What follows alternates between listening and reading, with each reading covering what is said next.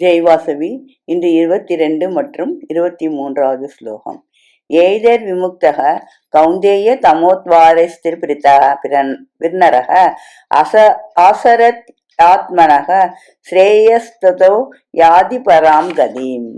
அர்ஜுனா, இம்மூன்று நரக வாயில்களினின்றும் விடுபட்டவன் தனக்கு நலன் செய்து கொண்டு பின்பு மோட்சத்தை அடைகிறான். துக்கங்களுக்கெல்லாம் காரணம் அஞ்ஞானம். அஞ்ஞானத்தினின்றே காமம், குரோதம், லோபம் வருகின்றன. ஆக அஞ்ஞான இருள் நரகத்துக்கு வாயிலாகிறது. அதனின்று விலகியவன் சிறப்பு எய்துகிறான். முக்தி அடைதல் அவனுக்கு இயல்பாக வந்தமைகிறது.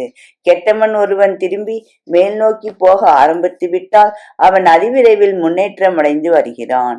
ஏனென்றால் காமத்தையும் குரோதத்தையும் லோபத்தையும் அவன் நீக்க வல்லவன் ஆகிறான். அசுரத்தன்மையை அகற்றி மேன்மை அடைவதற்கு வழிகாட்டுவது எது? விடை வருகிறது. யக சாஸ்திர விதிமுத்ஸ்ருஜ்ய வர்த்ததே காமகாராதக நாசா சித்தி மவாப்னோதி நா சுகம் நா பராம் கதிம்.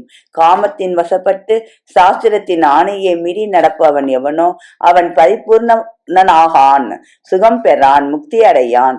சித்தி அல்லது பரிபூர்ண தன்மை அடைகிறவனுக்கு வாழ்க்கை சுகமுடையதாக துவங்கி முக்தி அடைதலில் முடிவு பெறுகிறது. இன்னதை செய் என்றும் இன்னதை செய்யாதே என்றும் சாஸ்திரம் ஆணையிடுகிறது. ஆசைக்கு அடிமையானவன் செய்ய வேண்டாம் என்பதை செய்கிறான், செய்ய வேண்டியதை செய்யாது தவிர்க்கின்றான். சாஸ்திரமும் மனிதனை மேலோ நோக்குவதற்கென்று அமைந்தது. ஆசையை வென்று சாஸ்திரத்தை பின்பற்றுபவருக்கு அசுர இயல்பை களைந்து தெய்வ சம்பத்தை பெறுவது எளிதாகிறது. இக்காரணத்தை முன்னிட்டு சாதகன் ஒருவன் செய்ய வேண்டியதாவது. நன்றி, வணக்கம். இப்படிக்கு லதா ஸ்வரூபம் விருத்தாச்சலம்.